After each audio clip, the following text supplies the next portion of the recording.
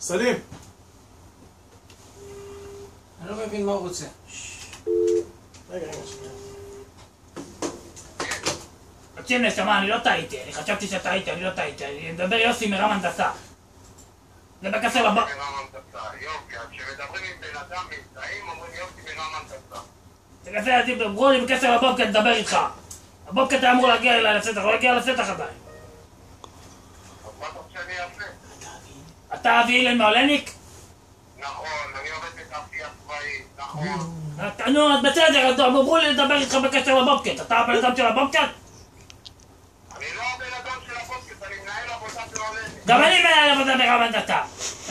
התקשרתי לאבי עולניק שם, תנו לי את האפון של בן אדם. אמרו לי תתקשר לבן אדם שקוראים לאבי אילן. ישבתי לאבי אילן, ואני מדבר איתך לבובקט, אז לא רוצה את זה. הלו? דבר, אני לא קורא בעולניק, דבר את דניאל כבר. מי? מי זה דניאל? נשמה, אתה חייב לעזור לי, נשמה, בבקשה תעזור לי, אני צריך שתעזור לי, נשמה. למה? אבל למה?